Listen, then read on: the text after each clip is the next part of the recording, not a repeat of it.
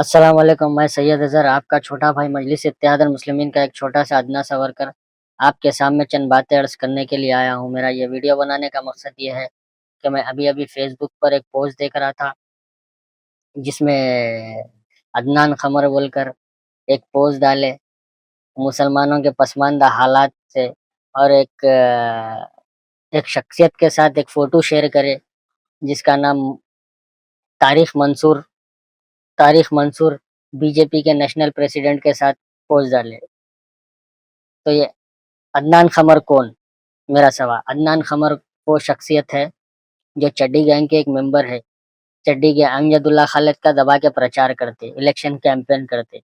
तो बीजेपी के national president, vice president, BJP के नेशनल वाइस प्रेसिडेंट के साथ अपनी फ़ोटो शेयर करते हुए, और लखनऊ में एक मीटिंग में मुसलमानों के पसमानदा हालात बोलकर कौम में इंतशार पैदा करने के लिए, कौम को गुमराह करने के लिए पसमानदा हालात, समाजी तरक्की के लिए और पसमानदा हालात को दूर करने के लिए बोलकर एक 2024 के पार्लिमानी इंतखाबात से पहले एक नया सोचा, मुसलमानों को एक नया चोला पिनाकर मुसलमानों को गुमराह करने का एक नया तरीका।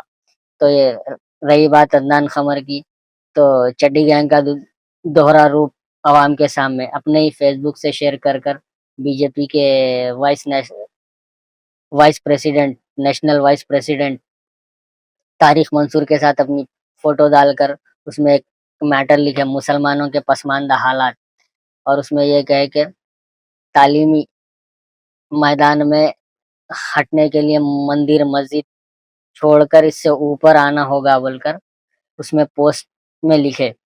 तो ये सब चीज़ छोड़कर, यानी इनडायरेक्टली इसमें ये कहा जा रहा है कि मुसलमानों को अब तक कुछ नहीं मिला, पसमानदा हालात अब आज़ादी के 75 साल के बाद भी पसमानदा हालात है बोलकर उसमें बताने की कोशिश कर रहे।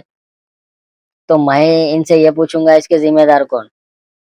ठीक है, मुसलमान मंदिर मस्जिद से आगे बढ़कर, मामलिन चिन्ह से भी आगे बढ़कर, मस्जिदों की शहादत से भी आगे बढ़कर, माँ बहनों की इस्मत रेसी से भी आगे बढ़कर, दाढ़ी के नाम पर, टोपी के नाम पर भी आगे बढ़कर, उसके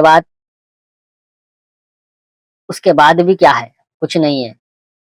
तो मेरा बोलने और बताने का मतलब ये है कि चड्डी गैंग के मेंबरा, बीजेपी आरएसएस के एजेंट्स,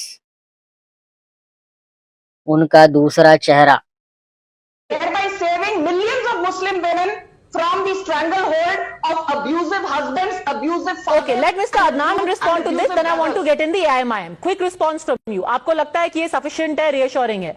Then AIMIM. हाँ, नहीं, we are first of all, जैसा आपने कहा है असदुद्दीन अवैसी के बारे में, I belong to his parliamentary constituency, I belong to Hyderabad, I know the real issues what Pasmanda Muslims are facing here. Last year I have been working with IPAC, Prashant Kishore's IPAC, and I have visited Andhra Pradesh and Telangana.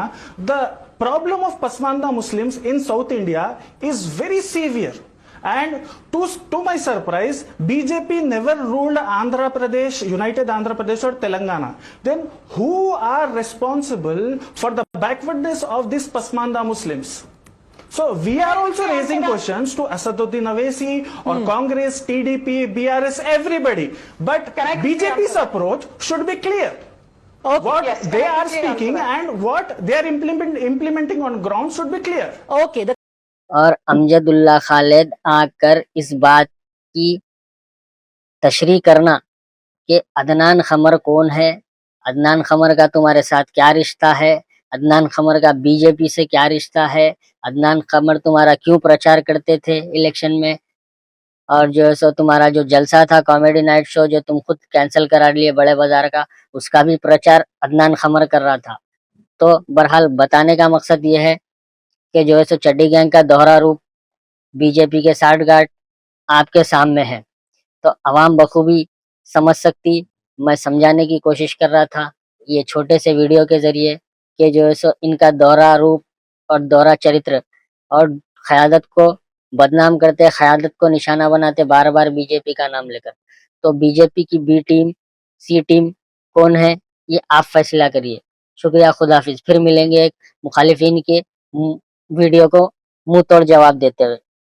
खुदा हाफिज।